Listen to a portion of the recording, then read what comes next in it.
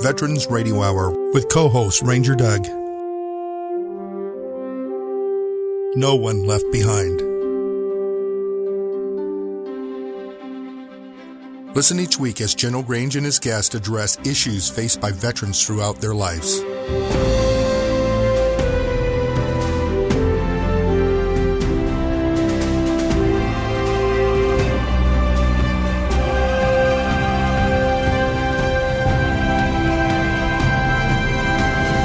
Here's your co-host, Ranger Doug.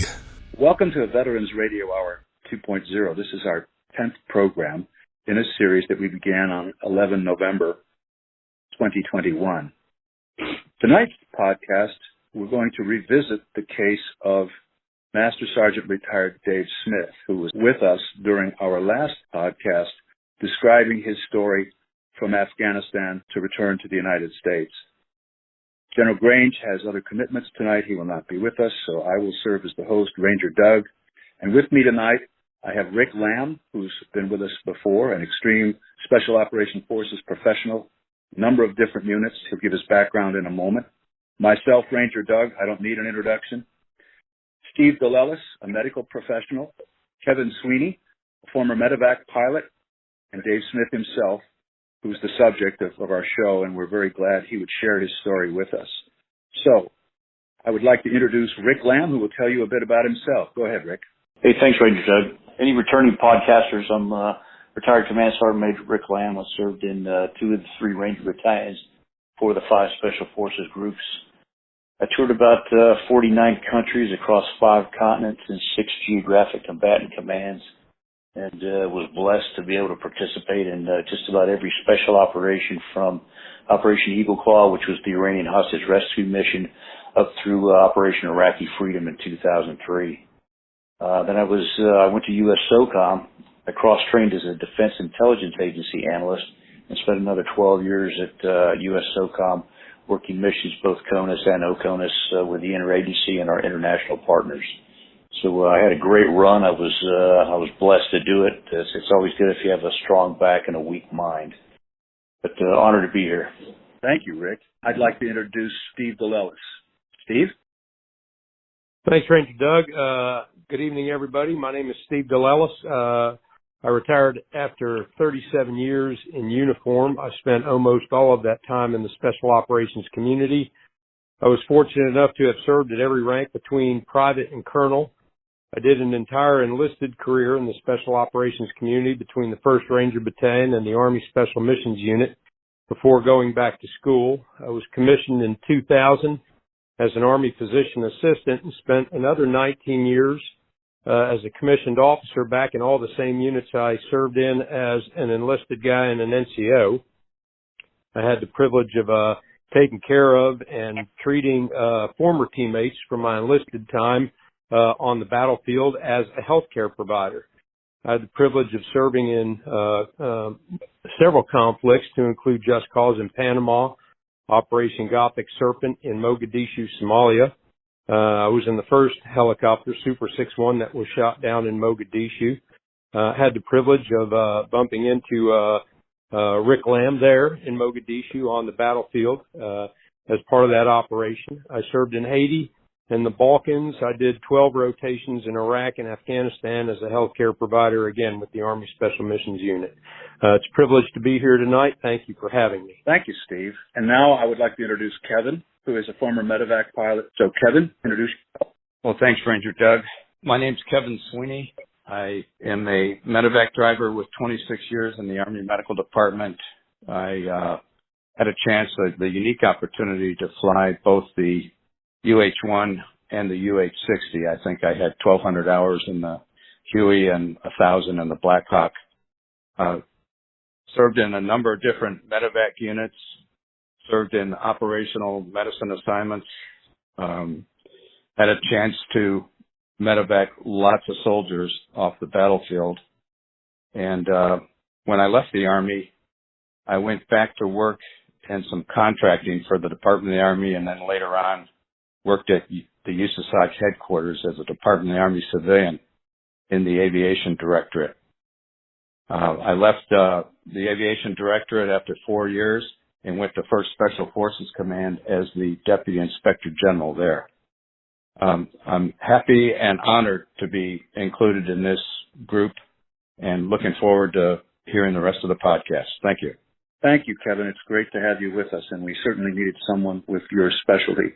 It's key that Dave described his medevac experience twice to us last time. Only a pilot could actually be able to describe it from the other side, so we appreciate having you with us tonight. Now I'd like to introduce Master Sergeant Retired Dave Smith. Dave, go ahead. Thanks, Ranger Doug, and again, it's an honor and a privilege to be included here on this podcast. For those of you that are tuning in again, my name is Dave Smith, retired Master Sergeant out of 3rd Special Forces Group. I was injured twice, both IEDs. The first one was a mounted IED in 2006, and the second one was a dismounted IED in Sangin District, Helmand Province, Afghanistan. The second IED, the dismounted IED, was the one that sort of took me out of the fight, and ended up spending a few years at Walter Reed consequently after that. But I'm really proud of my service. I'm really proud of everything that I did and everything that we did. I'd happily go over and do it again and share my story in any way if it might be beneficial to anybody else. Thank you. Thank you, Dave. Well, we'd like to stay with you, though, to take us through your story as far as you'd like to go back to cover and bring us to the present. In other words, present meaning, you're on the medevac, you're moving through the healthcare system, and somewhere you encounter a situation that you'd like to describe. So why don't you drop back and take some time to tell us about that? Yeah, thanks, Ranger Doug. If I can, I'd like to start with, again, the injury on August 16th, 2010 in Helmand Province. For those of you that are just tuning in, one of my teammates had actually stepped on an IED on our fire base. We had caught some militants in placing IEDs and gone up and cleared the area, found and blew in place 2 other suspected IEDs, and there was a third one that neither a dog team nor a metal detector nor anybody else found. But in the process, one of my teammates stepped on it.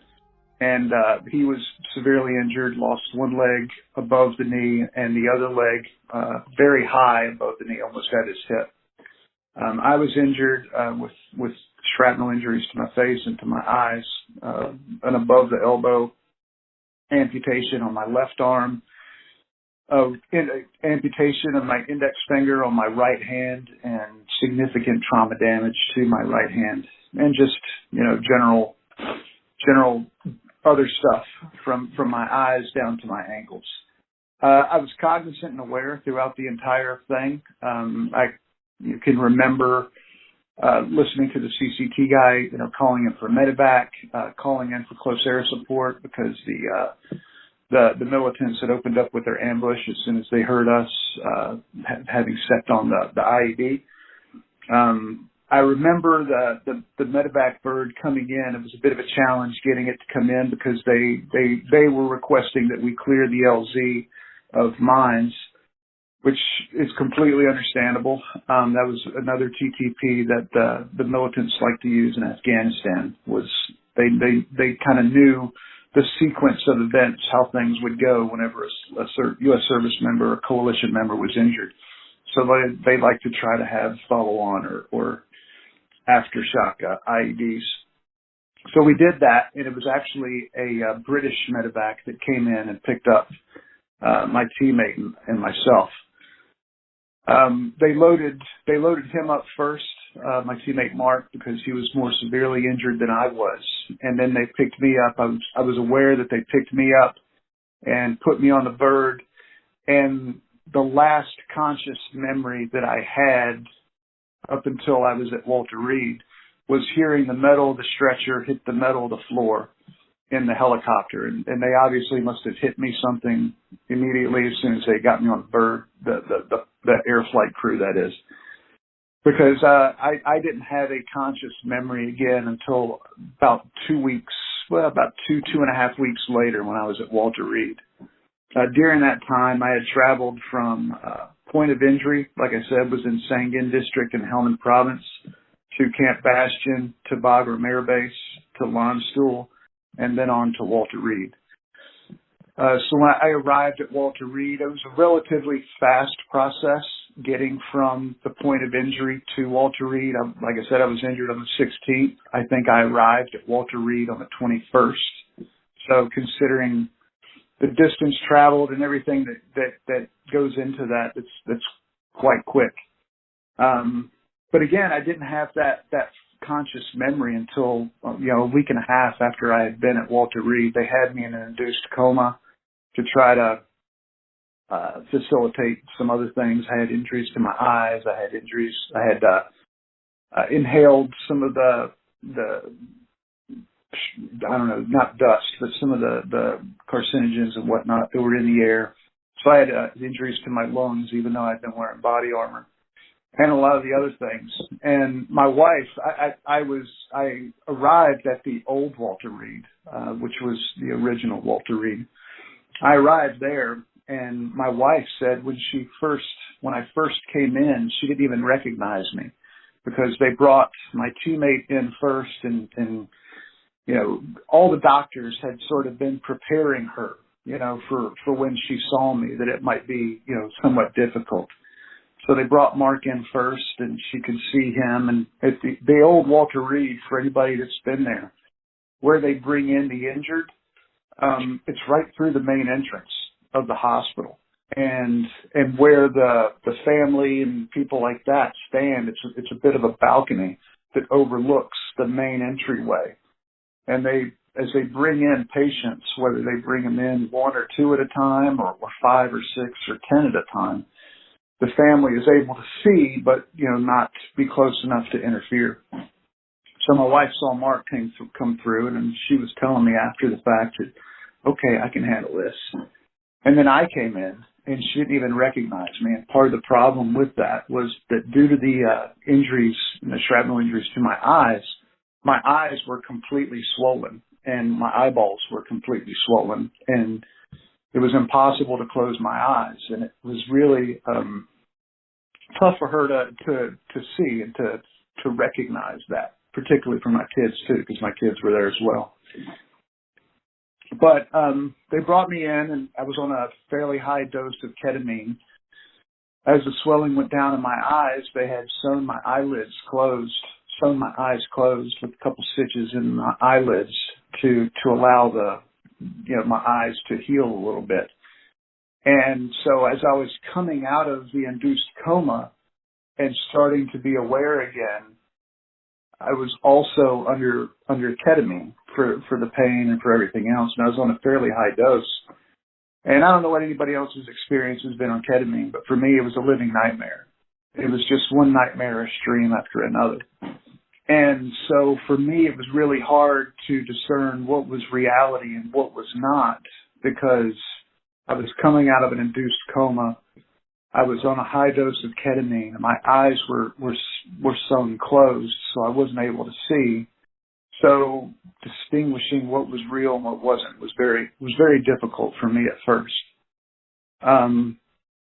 I initially, I had a couple of teammates that were there with myself and Mark. Our rooms were right next to one another, and had a couple teammates that came up there to keep an eye on both of us, and to be with Mark's wife and his daughter, and to be with my wife and my 2 children. And the whole time they kept telling me, Dave, you're at Walter Reed. You and Mark were injured in an IED. Mark's okay. These are his injuries. These are your injuries. And they just had to keep saying it because of the traumatic brain injury that I had. It didn't quite sink in. And also to some extent, I'm sure, because of the ketamine. So I'll just wrap up this quick, entrance into my stay at Walter Reed. It was very difficult for me. And the only thing I knew about Washington, D.C., I hadn't been to D.C. or Walter Reed before, was that Washington, D.C. was on the coast. But in my mind, in my state of mind, and like I said, under the strong narcotics that I was under, I pictured Washington, D.C. as like this dark city on a cliff at night with a storm. And it wasn't at all like what Washington, D.C. is. It was almost nightmarishly cartoonish, if that makes any sense. And it was just my bed. When I finally realized, okay, I'm at Walter Reed, the first question I asked, I said, okay, but why am I in a cave? Because I felt like I was not in a hospital room. If you've ever seen the movie The Count of Monte Cristo, when he tunnels over to the priest's cell for the first time, and the priest kind of has that bed that's worked into the rock there, that's what I thought I was on. That's exactly what I thought I was in. And I went through all kinds of episodes where I thought I was in a new SEER school that was being developed at Fort Bragg, and I had all kinds of other things. But got through it, and I was an inpatient for about 4 months. And then after that, I started my outpatient work. And I'll get into that in just a few minutes. Thank you. That's great, Dave. Thank you very much. We're going to pause for a commercial now.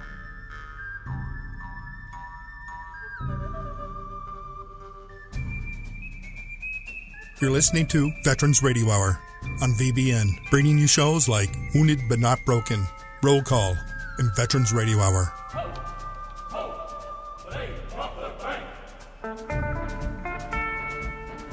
We'll be right back.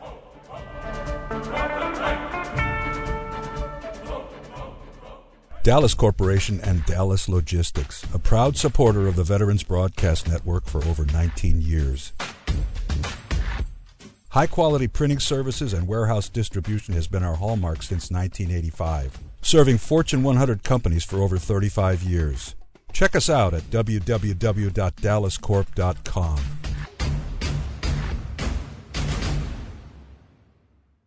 My father was the best truck driver I've ever known in my life, like a family tradition. I'm a truck driver myself. I drove around the States with my cat. To be the truck driver, you not just only see where you go, you see the world in the larger perspective. This is a really good time to be in the trucking industry. The dispatchers get good loads for them. The equipment is very new, and then it's very reliable. At GTS Transportation, we make dreams come true by employing truck drivers, dispatchers, mechanics, and many other occupations. Consider joining our rapidly expanding team where we put quality, human dignity, and respect back into the workforce. Contact us by visiting our website at gtscarrier.com or call us at 847-754-4667. That number again, 847-754-4667. Welcome back to Veterans Radio Hour. And here's Ranger Doug.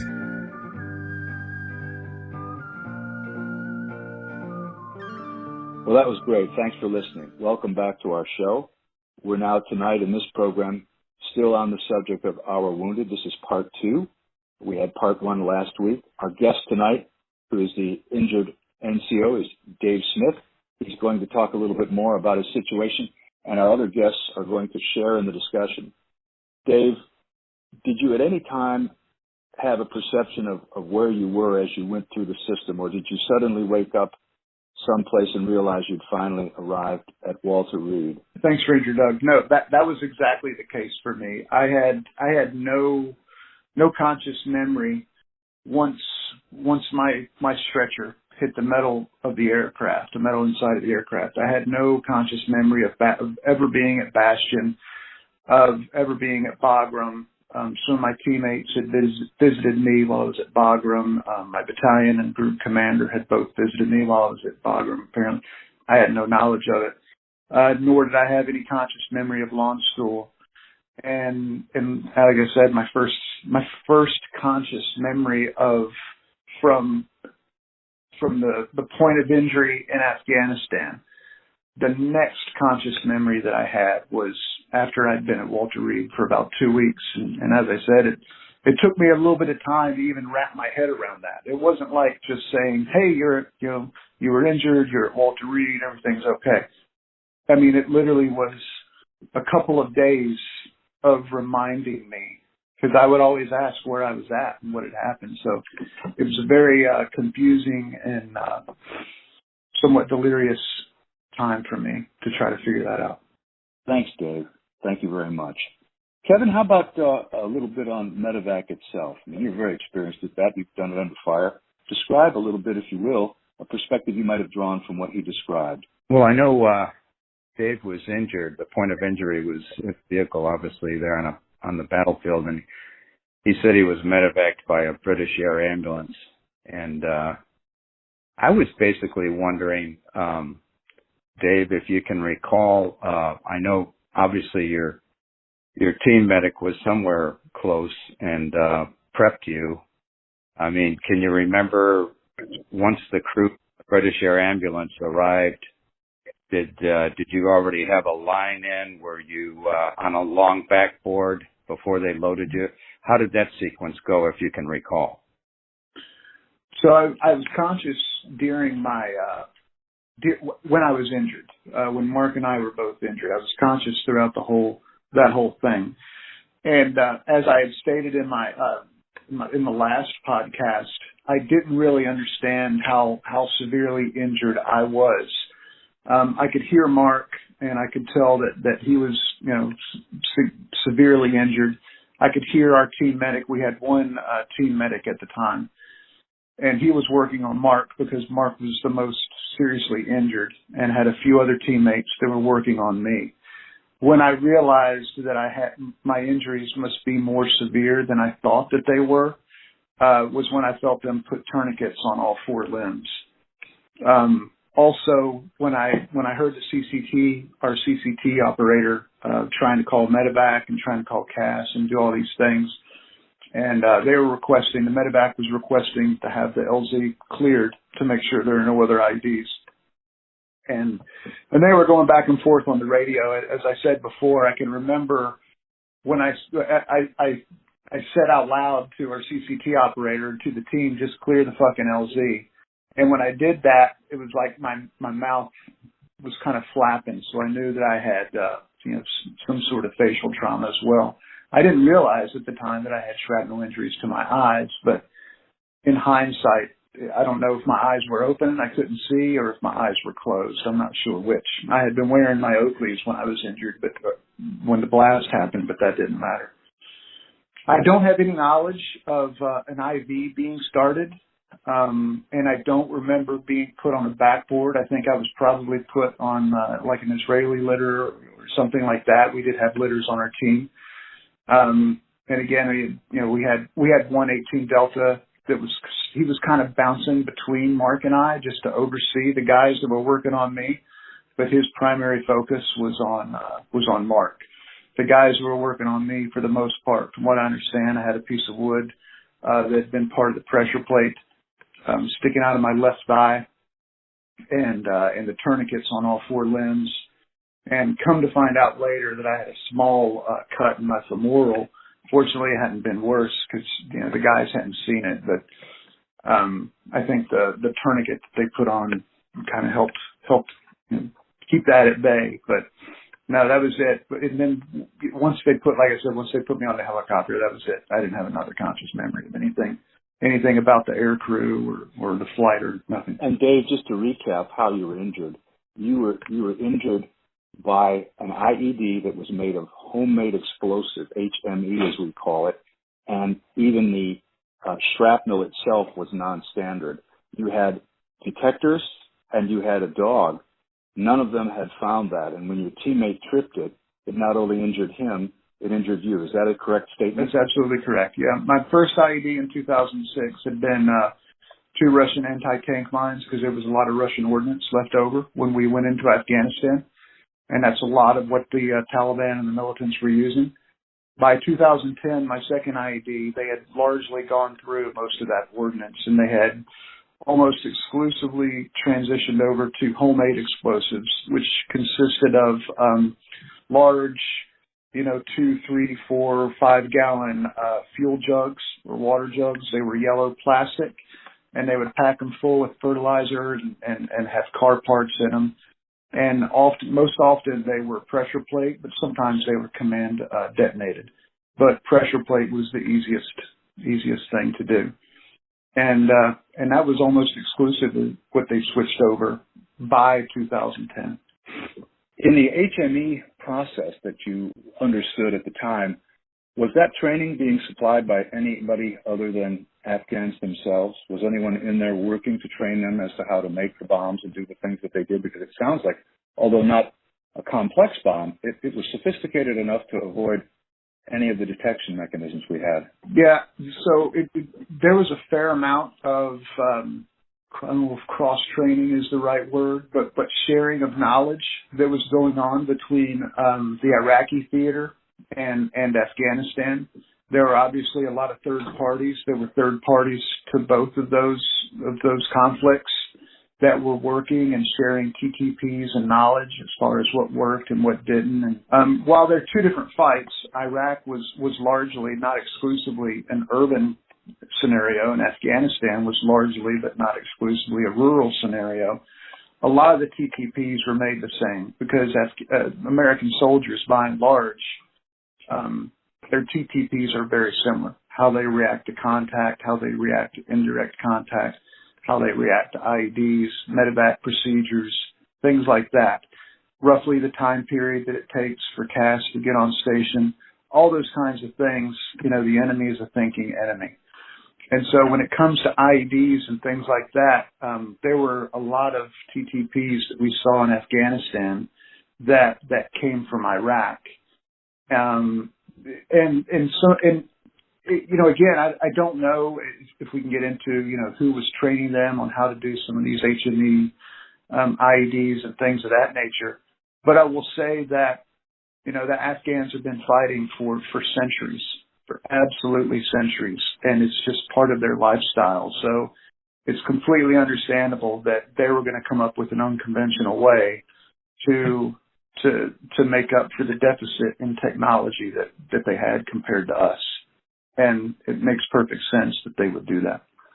Thank you. Those are great comments, Dave. And yeah, at some point in the future, we may explore who's out there, but that might lead us down another trail. We want to stick with you and what you experienced, what you knew, and what the audience needs to hear, and also what our guests can comment on. You mentioned two abbreviations. We already covered one, HME, and the other one was IED, of course. That's improvised explosive device. Homemade explosive, improvised explosive device. So, Steve DeLellis, as a medical professional, can you shed any light on the discussion we've had so far? Please, sir. Yeah, thanks, guys.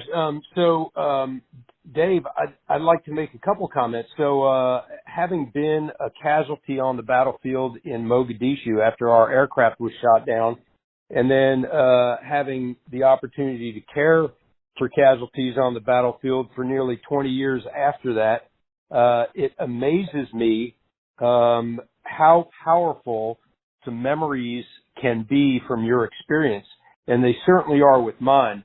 I'm impressed by how implicitly you talked about the sound of metal on metal when your litter was placed on the floor of the medevac helicopter as you were being evacuated. And I've heard similar comments from casualties from other conflicts, and certainly in Iraq and Afghanistan, that some of those memories from specific senses, either a sight or a smell or a sound, really stuck with them. And what would really be considered an insignificant part of the tale is really what sticks out in your mind as an impressive part of the event, the sound of the metal of the litter hitting the floor of the aircraft. Like you, after we crashed in Somalia, I remained in the fight. There were only two of us conscious in our helicopter that could fight after we crashed until the search and rescue team got there, of which Rick was part. Rick, thanks. Good to reconnect with you many years later. And then I didn't even realize I was wounded until the next day when we all arrived at the Pakistani stadium, and I had passed out. I had broken my back. I'd lost a lot of blood. I don't think anyone realized it. I certainly didn't realize it. I remember being loaded onto a UH-1 helicopter and flown off the battlefield in a Huey, thinking to myself, great, I just crashed with two of the most experienced special operations pilots in the inventory, and I'm being medevaced by probably a W-1 and a second lieutenant on a Vietnam era helicopter. And I really don't remember anything else until a day or two after we arrived at launch school. So I just want to comment on those, how powerful those memories can be, which in my opinion likely have some role in the recovery process, not the physical recovery process, but the cognitive and the emotional and the mental recovery process. It's important to remember those things and to hold on to those things, because they're confounded by the other things that were very confusing to you, like the drug-induced memories you have of the cave, or the some of the memories you've had back in D.C. So I just wanted to comment on those memories. Thanks. We're going to pause now for a commercial. You're listening to Veterans Radio Hour.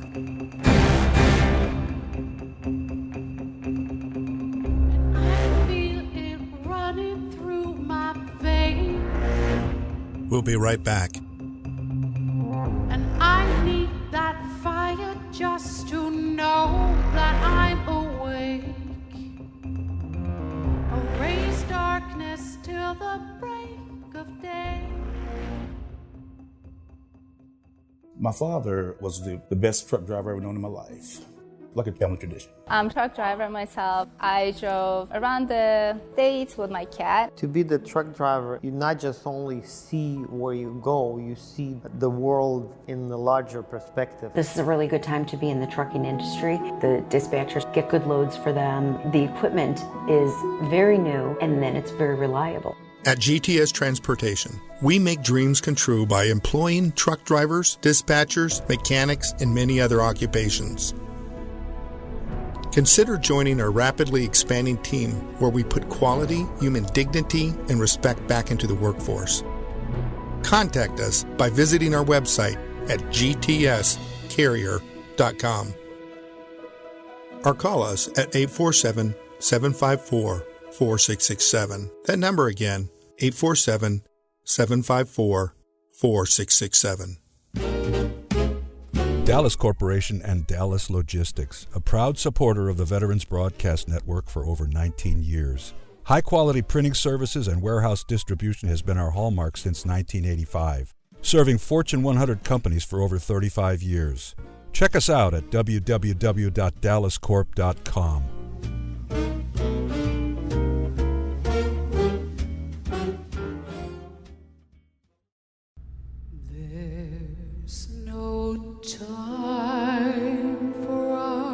You're listening to Veterans Radio Hour.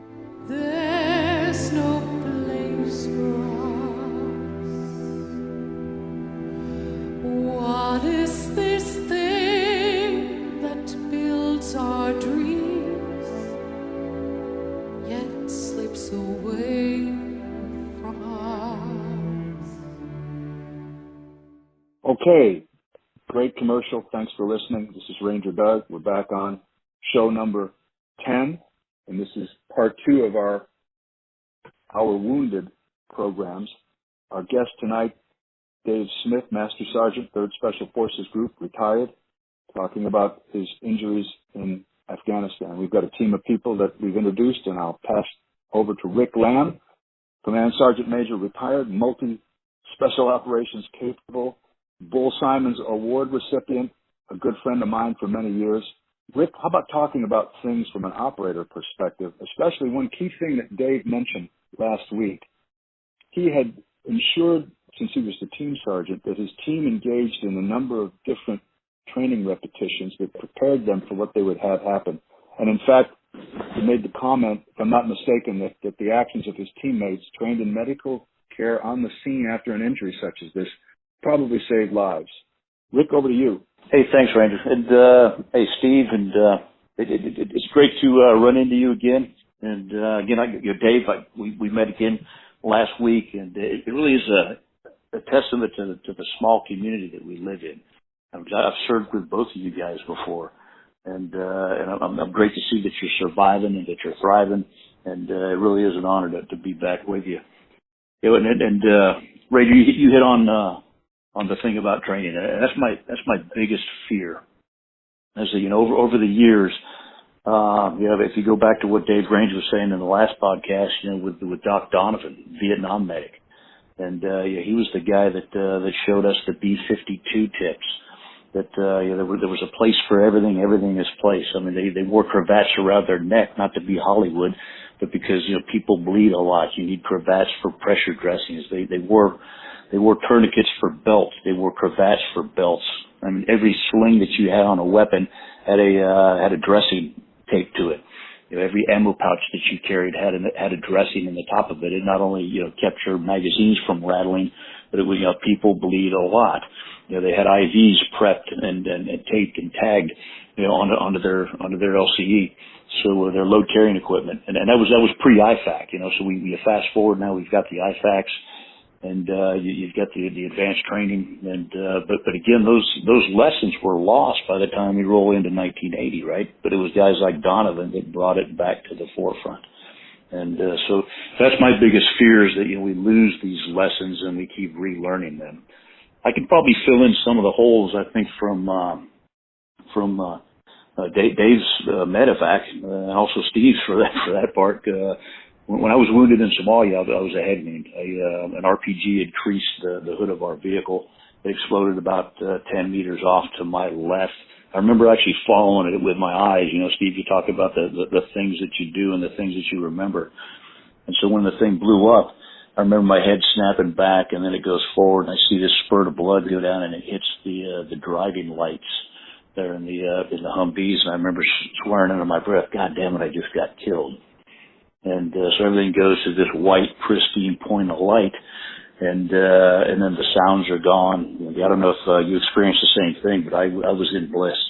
That pristine point of light. I mean, the prickly heat doesn't bother me anymore. The smells, the pain from either the helmet headband or the damn plate carriers. And then I'm ready to go. And then all of a sudden I start thinking about my kids and my wife, and I'm like, 'cause I just literally had a son, and the night that we deployed to Mogadishu. So I'm thinking about them, and then all of a sudden, boom, power back up. The lights come on and come back on. It's at night, but I can see again. The pain's back. The guys are hitting me in the back of the helmet because the driver just got wounded the intersection prior, so they did a dead driver drill across the hood. I climbed across the transmission hump, and now I'm driving. So then I get hit, and they're all saying, "Don't stop here," because you can hear the rounds smacking into the Humvee. So, and that's about 2300 at night as we're trying to get to Steve at the crash site. So we fight again. I mean, it was a 16-hour gun battle, so I think we fight until about 6 a.m. when we finally all close on the Packy Stadium. By that time, it's like a bad drunk. I'm on my second wind. I mean, I don't have any pain to really. I'm ambulatory. There's a head wound. I was one of the first medevacs out on that old rickety Huey, and I get to the MASH site, and there's 75 kids that are wounded, 75 Rangers, and some kids from the 10th Mountain as well.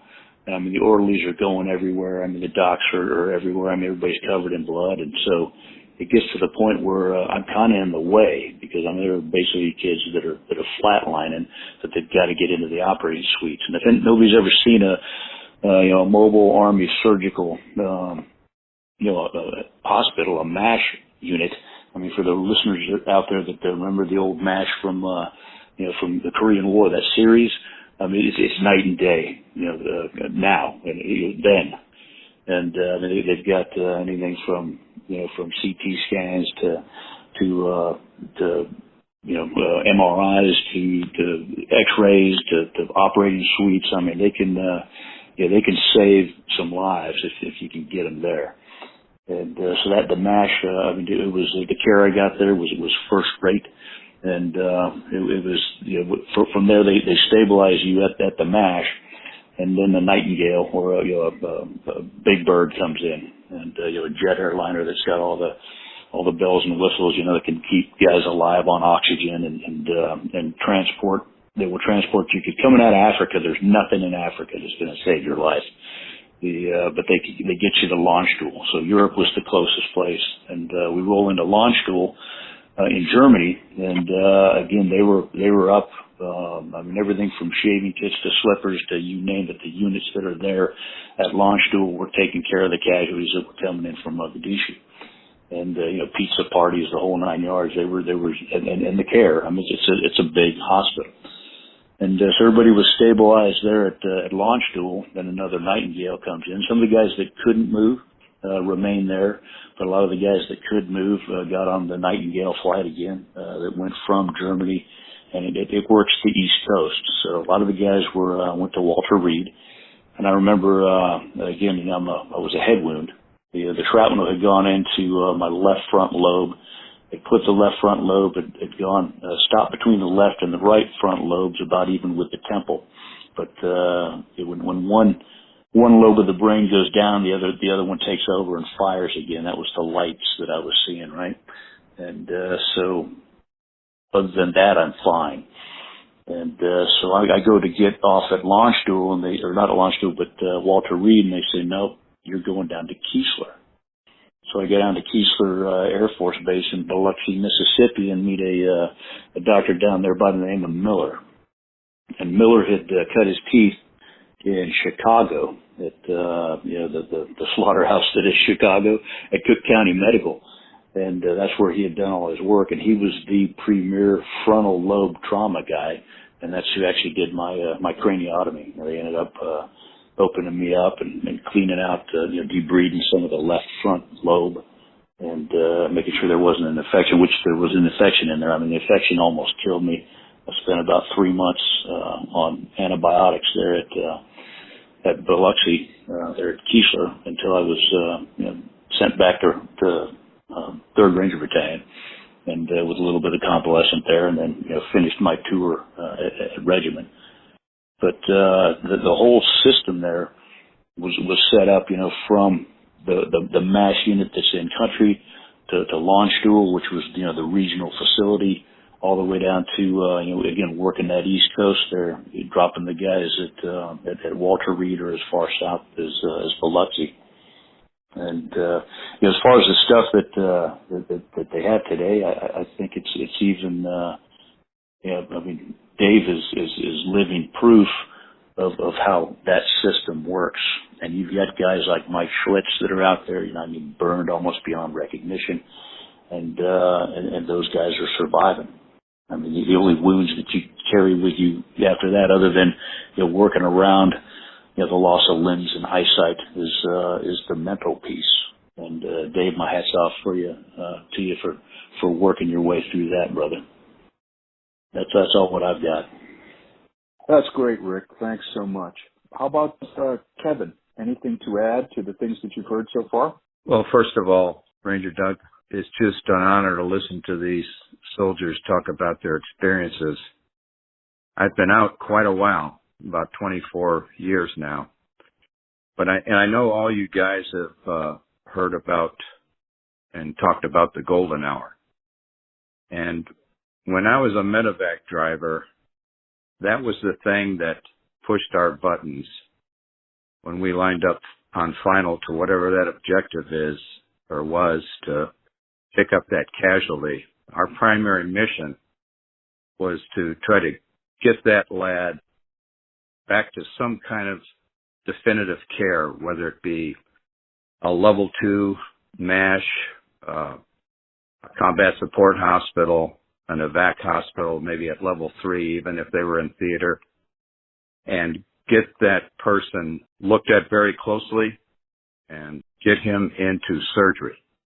As I advanced through the ranks and moved through my career, just as I was getting out, you guys are probably familiar with this too, the development of the forward surgical teams, telemedicine were very big.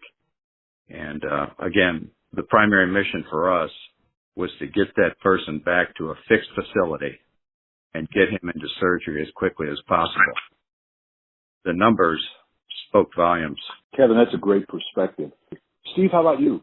You've obviously got kind of a multifaceted understanding of these things, plus are probably pretty well aware of what's going on today regarding medevac, medical treatment, and so forth. Based on what Dave and Kevin have discussed with us, also Rick, what do you think about the future of medevac, future of medical procedures, especially as it concerns heading into not this counterinsurgency and stability operations we've been involved in, but What about large-scale combat, too, if you could comment on that as well? Yeah, I think there's probably a dozen comments I could make here that are all pertinent to the conversation, not the least of which has to do with the comments about the golden hour and what we've learned about the golden hour and how to affect that. In Iraq, Secretary of Defense made the decree that every wounded soldier, sailor, airman, or Marine would be underneath a surgeon's scalpel within 60 minutes, and that really enforced or emphasized our appreciation of the golden hour.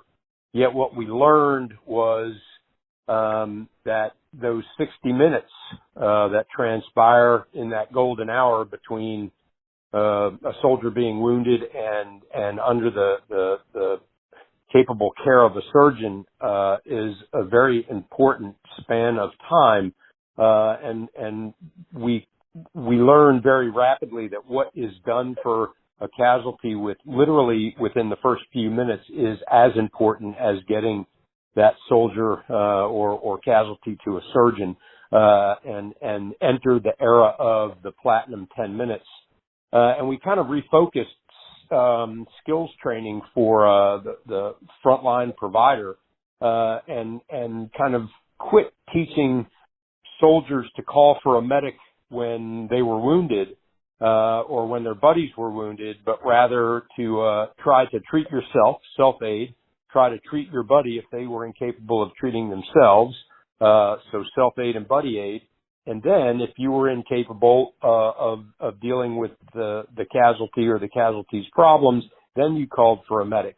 But really the medic was there to reinforce what self-aid was done and what buddy aid was performed for that casualty.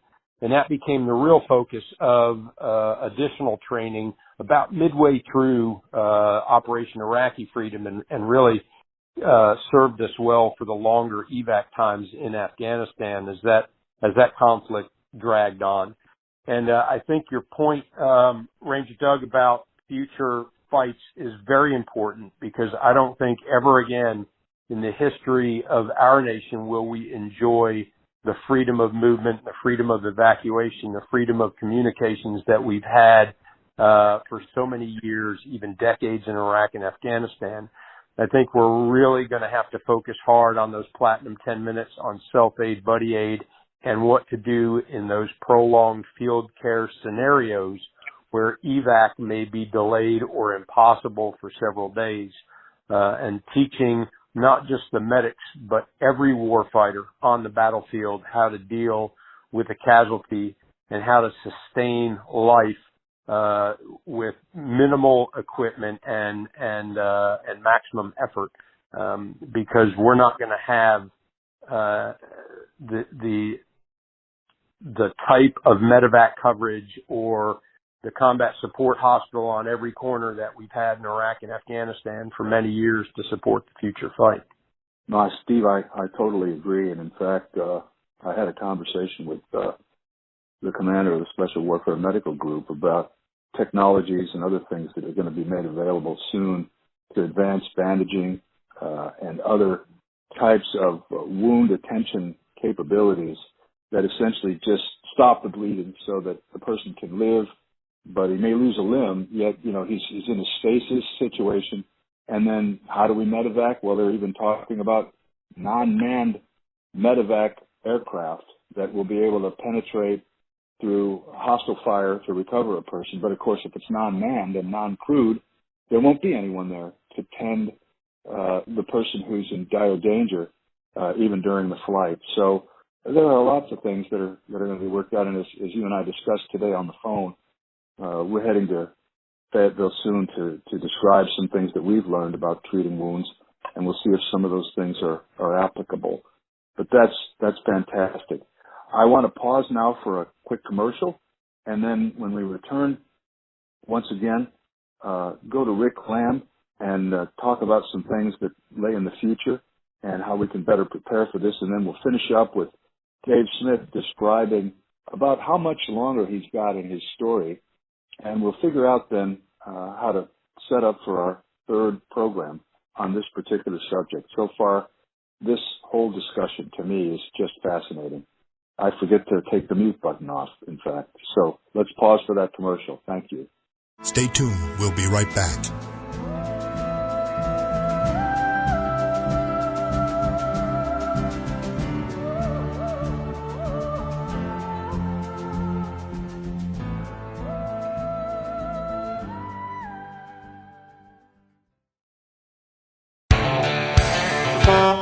Attention, looking for semi-drivers nationwide. GTS Transportation of Burr Ridge, Illinois is looking to hire or partner with experienced CDL holders in every state. If you are going to drive, why not drive for the best? Whether you are driving solo, as a team, or as an owner-operator, GTS is looking to add you to their rapidly growing company.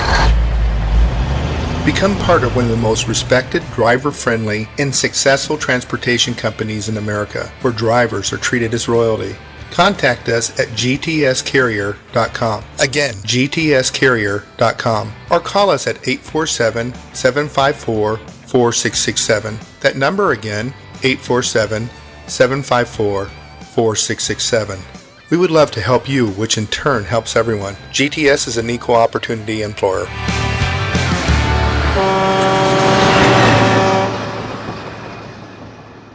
What's coming next is amazing. Welcome back to Veterans Radio Hour. And here's Ranger Doug.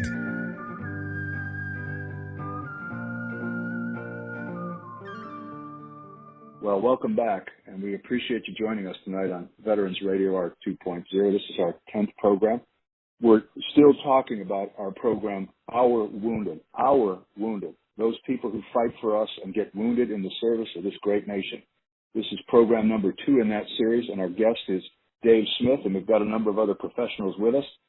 I'd like to offer some time to my friend Rick Lamb to talk about some things that he's heard and some things that he knows about the process of recovering wounded service people so that they can become happy in what they've done, move into productive lives, and we as service people and veterans help each other moving forward.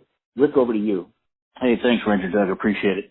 Yeah, and I think we've come a long way, we being the military. Like SOCOM under McRaven set up the preservation of the force and families. And so it's looking at the soldiers, looking at his families. It's but it's also he put SOCOM put money against it. So now every 06 level command has got this you've got the POTA funds, preservation of the force and families, and so like the Rangers, for example, they have RAWS, the Ranger Athlete Warrior Program, and what it does is when a Ranger is injured, whether it be combat or just on a parachute accident, I mean he goes down to it's not a fitness center, but it's kind of a rehab center. And but it's got everything everything from a psychiatric guy to a dietitian to a personal trainer to a therapist, and so it's not like the old days when we were in where Lamb twists his ankle on a jump and my squad leader's looking at me 4 days later going, "Hey, you sissy, get back under the ruck," and I mean they actually detail them to this human performance center. And they've cut down their re-injury rates to 2%. So 98% of these Rangers that are getting injured are getting back into the stack because they're actually treating them like the professional athletes that they are, if that makes sense. And so every 06 level command, whether you're in APSOC or whether you're in WARCOM or if you're in one of the other Army units, like Special Forces. They've got these human performance centers, and they've got these people that will help treat the entire guy or gal as it is today. SOCOM's also got their Warrior Care program, to where if somebody can't stay in, they've got to be mustered out. They're going to get a medical retirement out of the deal. Then they go in and help them find their why and actually get a job. And that's one of the things that Dave is working on with his Warrior Ethos program, and one of the things that the Global Soft Foundation is also trying to work. When we started losing, our suicide rates, we were especially selected, right, the soft guys.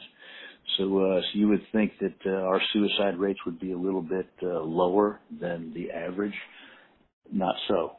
And you'd think that our guys would be a little bit more in tune with, how to transition out of the military. Not so. Our numbers are running about even with the rest of the force. So and then guys that we know started killing themselves. And so as I started looking real hard at the suicides, I found out that everybody wears this mask. They've all got this facade. So you talk to them, and everything's great because you're taught to not be the weak link, right? So and that goes into the civilian life as well. So they won't tell anybody that, especially within the chain of command, that they're hurting, that they're broken, that they're the weak link. Now they may tell a buddy, but if that buddy asks them first. But they're not going to volunteer it. And so I found out that it boiled down to about 5 things. And it was faith, family, fitness, friends, and finances. So, I called them the pillars of resilience, whether that's the big, the 5 F's or the top 5. But if a man or a woman, an operator loses faith, you can lose either faith in something larger than, the first time you see a dead kid, you doubt the existence of God. He either could have done something and didn't, or he can't do something, so what good is he? And so when you doubt that existence of something bigger than yourself on a religious, then you've lost faith. Now you can also lose your secular faith in a nation that just walked out of Afghanistan, that didn't respect the 20 years that you just put into defending that place. Every institution is corrupt. Those things run through your head. So if you lose either religious or secular faith, a faithless man or woman has nothing bigger than themselves to rely on. So they've all got a level of PTSD. Anybody that goes through this trauma, and they've probably got low testosterone from the allostatic load. The allostatic load, living under stress. High levels of cortisol. The cortisol eats the testosterone. So now the testosterone is what heals you. It normally happens when you sleep, but if your sleep cycle is all messed up and you're not sleeping, whether it be from nightmares or just, your circadian rhythm is off, then you have low testosterone and you're not sleeping, so you're not healing. So and if you've got these issues, then generally you're an asshole. So it's not going to be very long before your family starts to break down.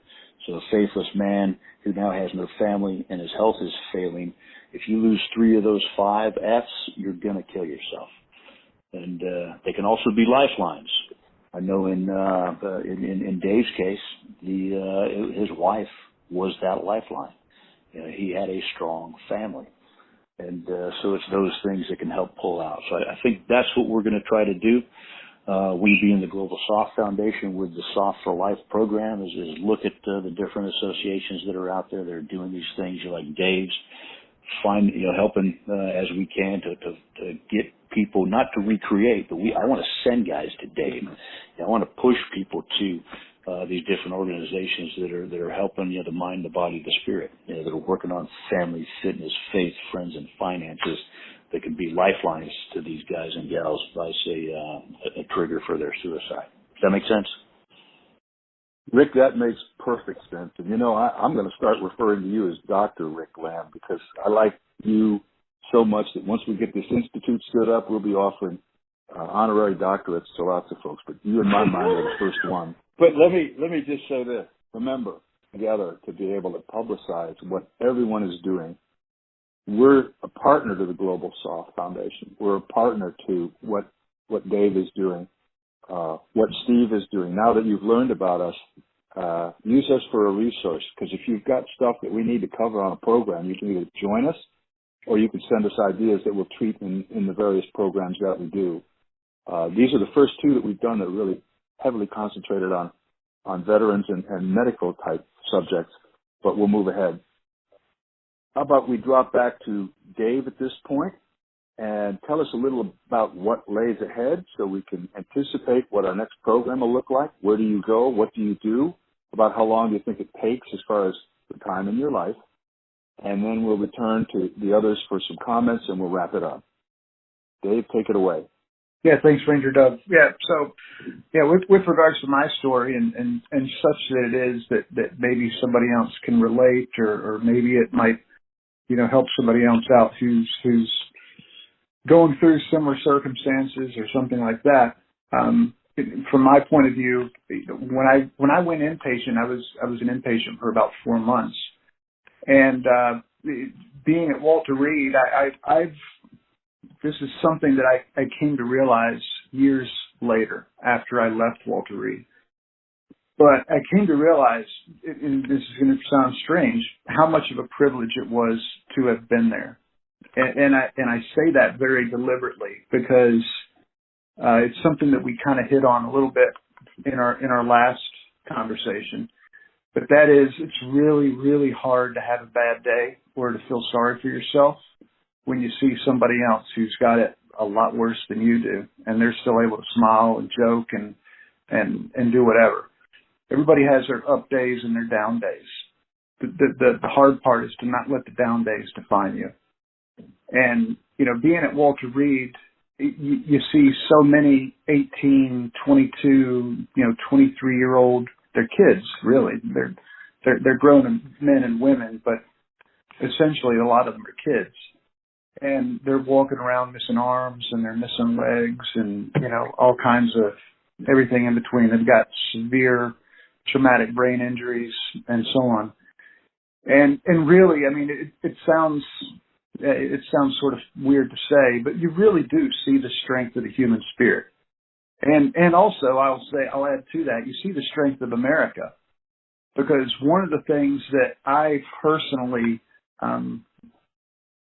really liked and really enjoyed and looked forward to when I was an inpatient was at the old Walter Reed. They used to let civic groups, athletic teams, Cub Scout troops, Girl Scout troops, youth, sports teams, etc., just come to Walter Reed and visit the soldiers and the Marines and the service members that were there and just tell them thank you. Give them a card or take a picture with them. There was one gentleman who used to come in. He was actually a above the knee amputee on his leg. He was a Korean War veteran. And so he was an older gentleman, and he and his wife used to come in. And they didn't do anything, in particular, except to just come in and just kind of talk with everybody. They got to know, a lot of the people there, a lot of the patients there at Walter Reed by first name. Everybody knew them by first name. His wife would always bring in homemade cookies and pass them out to people.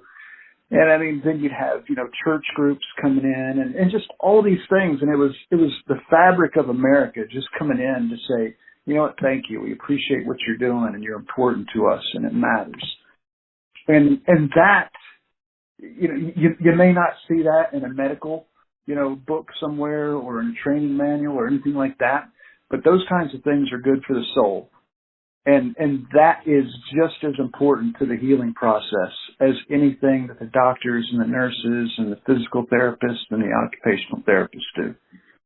So, being an inpatient for about 4 months and being an outpatient for about another 2 years, I got to see a lot of people at their best and at their worst.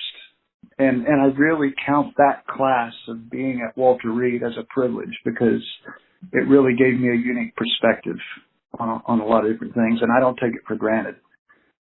So I think, as we go forward in this conversation, I think there's more that we can look at and we can talk about with regards to that.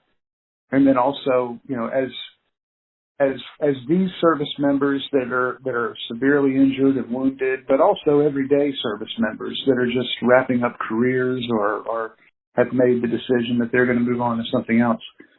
That whole transition process, it's not the same for everybody. And contrary to popular belief, it's not an overly simple process. There's a lot of unknowns and there's a lot of things you got to figure out. And if I was any indication of anybody else at Walter Reed, or, at any of the other medical hospitals that were going through the same thing of transitioning out of the military, trying to figure out your what's next is the hardest thing in the world. For me, I was doing exactly what I wanted to be doing with my life. that was it. I wanted to be an SF guy. I've had lots of fine examples, to include Rick, as to what a Special Forces NCO is supposed to be, and I was doing the best that I could just to try to live up to their example. And so for me, transitioning out of the military was about trying to figure out what was second best. And that was really difficult. And I'd be lying if I said I have it figured out now. I'm a lot further down the road than I was, 7 or 8 years ago. But, I was an SF guy. I was an E8 team sergeant. And I went to a dark place for about a year after I left the military because I felt like everything I was trying to do, nothing was working out. And, it was not good for me. And also at the same time, being separated from my tribe, being away from all the guys that I knew, from the mentality that I knew. It was a unique thing. So I think there's more that we can talk about and discuss that might be of help to other people going through similar situations. Thanks. That's really great, Dave. Well, so Kevin, can't tell you how much it's meant to have you on here with us because you've had some great comments. You're developing quite the perspective, I'm sure, on where things are headed. And I know you've flown medevac under fire. Any wrap-up comment you'd like to make or comments? Please. I would, Ranger Doug, and honestly, it'll be real short. I can't tell you what a big honor it has been for me to listen to the experiences and the stories of these brave Americans that you've had on this podcast. And I can't thank you enough for asking me to be involved. And so I very much appreciate that, Ranger Doug. Well, Kevin, it's a great deal of good payback because you're somebody I've looked up to for a long time. And if it was ever anything I would do as a bucket list, it would be to get that crew of people we used to run with back in the early 80s. And you see, the nice thing is we're doing it kind of virtually, but we do see each other every once in a while. And I just want to thank you. Bert Kincaid was very formative in getting people together for this too. And I speak to Rocky quite a bit. So, the team is still together. But thanks again, Kevin, for joining us, and your contribution has been extremely valuable.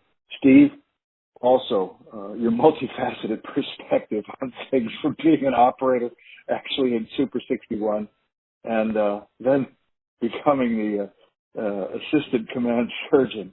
As you know, I served at that same place at USASOC for several years and was the assistant to the operations officer and have quite a number of fond memories. So I bet we crossed paths any number of times when we circled Bragg. Thank you. Would you care to leave us with a comment or two? Yeah, I appreciate the opportunity to join this esteemed group. A great bunch of guys, several of you with whom I've served on the battlefield and in other organizations. I just want to capitalize for just a second on Dave's use of the word privilege, and I think he's spot on. When you look at what happens on the battlefield medically, what happens beyond the battlefield medically to our troops and for our troops, it's truly light years ahead of where any other country in this world is.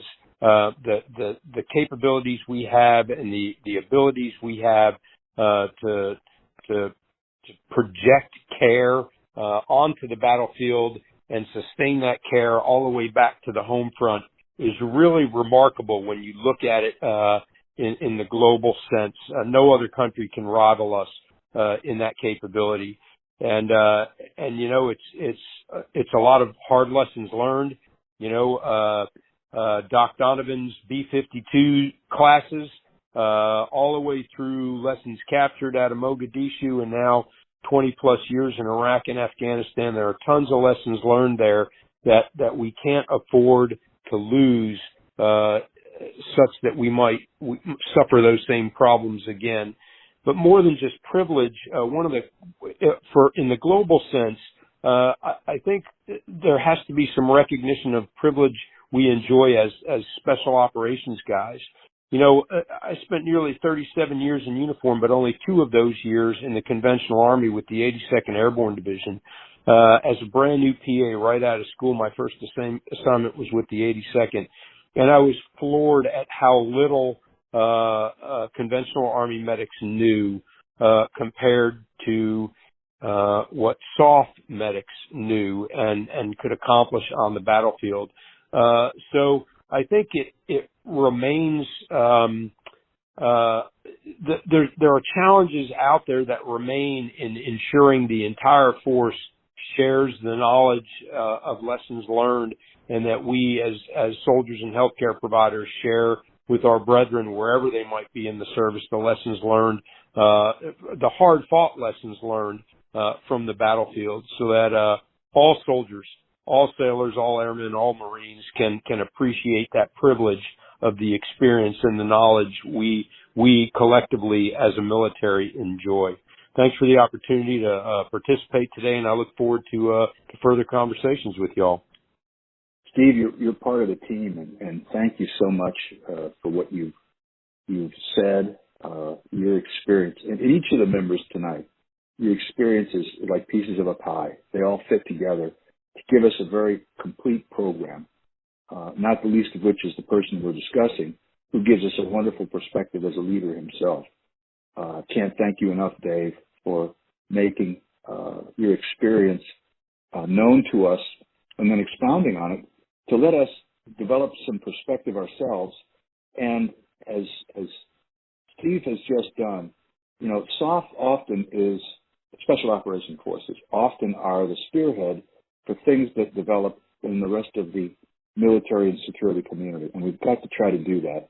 And I'll finish with some remarks in a moment, but I'd like to give the floor to Dr. Richard Lamb to just enlighten us a bit with his perspective on things tonight, and then I'll wrap up. Rick, over to you. Hey, Ranger Doug, tonight was cathartic. I think probably for a lot of us. I know for me in particular, it was awesome to link up with guys from my youth, the guys that I shared the racing spoon with, the spoon that you had in your pocket, and if they pull out a meal, you got your spoon partaking in their meal. But I love every one of you guys, and it was awesome to reconnect. And again, I would just leave on the word tribe. Sebastian Junger wrote a book called Tribe, and he talked about Outpost Restrepo, and where the enemy could get a beat on you anywhere in that camp. And he talked about how guys would crawl out into the beaten zone under heavy fire to grab a guy that they didn't even like. And so that tribe that Dave talked about that you miss is something that there's something there, and we've got to figure that out. And I think these podcasts are a part of it. But just reaching out to the tribe and getting the tribe together, like I say, tonight was cathartic for me. It was awesome to link up with you guys, and thanks, Ranger Dave, for giving me the opportunity. Or Ranger Doug, actually, as it were. I'm honored by the fact you called me Ranger Dave because I know who you were thinking about. But I know. Well, my first company commander. he's either AWOL or TDY, depending on how you look at it. But we love him, and he's been a big part of my life. Let me tell you. I want to give it to Dave to wrap up for us tonight and set the stage for our next program. So, Dave, over to you. Well, thanks, and thanks for the honor of wrapping this up. Again, Rick, obviously a mentor of mine. Steve, thank you. Kevin, thank you very much, both for being on here and sharing your time with me, allowing me to be a part of it. Like I said, I don't see myself as anything special. If anything, it's the only reason I'm here is maybe I can bring a voice to somebody else who's out there, who's going through similar stuff or has gone through similar stuff or is still going through it, still struggling with whatever that may be. One of the things that I think we've come a long way on with regards to the military is being a bit more understanding when our soldiers are dealing with some of the things that they brought home with them from Afghanistan or Iraq or Mogadishu or wherever, Syria, anywhere, and that's some of the post-traumatic stress effects. It used to be a pretty big stigma in the military to even talk about those kinds of things bothering you. And now we've realized that if we're proactive about it and instead of trying to sweep it under a carpet, not only will we perhaps save somebody's life, not only will we perhaps help somebody, but it's good for us because they can continue to serve. And that was something that I really didn't have much of a choice in, which in hindsight was good. When I was at Walter Reed, it was just expected that I was going to go through some counseling and some therapy and kind of unload some of that stuff. And I remember one of the first things I told my counselor, I said, you know what, I didn't believe in it. I wasn't a fan of it. I'd been completely programmed. And the first session I went in, I said, okay, you want to hear it? I'll drop everything on you. And it was good for me to unload that. But one of the things that I told him, I said for me, and I think it's this way for a lot of folks that have been to combat, I don't have any regrets over anything that I did during my time in the military or in Afghanistan. The things that I carry with me are the things that I failed to do. And I think that is, I don't want to speak for everybody, but I think that's a lot of folks that have post-traumatic stress and are dealing with those demons from their deployments past.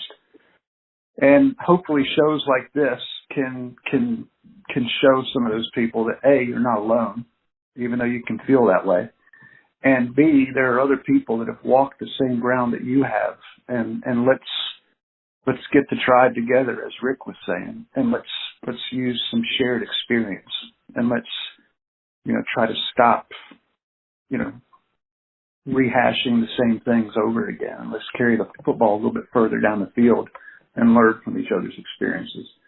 So I want to thank you again, Ranger Doug, for allowing me to be a part of this. I'm honored and I'm humbled, and I look forward to the next conversation. Thank you. Well, I'd like to wrap up then, and to tell you that I've had a good amount of experience. I've considered myself to be sort of the Forrest Gump of some aspect of things that we do. But it's humbling to listen to you and to these other professionals talk about what they're doing. One thing that you've said, and I think the audience understands, that anyone who's heard this can now go out to a VA hospital and sit with a young wounded person, male, female, any service, Coast Guard, Marine Corps, Navy, Air Force, Army, and even the other expeditionary services, CIA and so forth, and understand that there's something in that person that needs to be unlocked so that they can go on to a productive life. And people like us have to work to fill those deficits, because if we don't, we're going to have a catastrophic decline in the quality of our society, and we're very susceptible to many things that are being done by our enemies and our adversaries. And I've dedicated everything I'm doing to that, which is to educate the young and train them on ways to cope with things that seem insurmountable. But to remember, as we go through in the soft business, they stress you to the point where you almost have to evoke Nietzsche, that which doesn't kill me makes me stronger. And each time you gain another ring in your tree or whatever it is you use, you get a bit stronger and capable of moving forward into things that don't make any sense. But if you're tough enough, even combat isn't as bad as Ranger School. And that was the lesson taught to me in 1975 and 76, and it still persists to this day. There is very little anyone can do that will disturb me, because I've basically experienced enough and I've seen a lot more to where it's hard to drive me off center. But the fact is, a lot of our, not only privates, but our very senior people that are coming up these days as I watch them, haven't got that ability to center themselves. So this is something I'd suggest to the people that are our guests tonight, but also our audience, consider devoting themselves to. How to figure out how to help somebody get themselves centered in their life and move ahead. And where it's, you've got to meet them when they first come out of that coma and talk about where they're headed and how you're going to help them, because you represent a 501c3, or you're just there as a music player or whatever it is. We have got to care for each other. We've got to reach out to those we few, we happy few, brothers and sisters. Whoever will spend blood or sweat with me will be my family. That's what I believe, and that's what I'm pushing for. Any further comments from anybody? Okay, well, we'll call that a wrap. Thank you all, gentlemen, for joining us. Understand we've had ladies on the program before, and we're going to have them again. But tonight, this was focused on our friend, Dave Smith. Dave, thank you so much for sharing your story with us, and we look forward to the next episode in this saga. Thanks, gentlemen. We look forward to General Dave joining us again. And this is Ranger Doug with our 10th podcast. Thank you for joining us, ladies and gentlemen. Ranger Doug out. Thank you for listening to Veterans Radio Hour. Veterans Broadcast Network, bringing you shows like Veterans Radio Hour, Wounded But Not Broken, and Roll Call. Listen each week as General Grange and his guests address issues faced by veterans throughout their lives.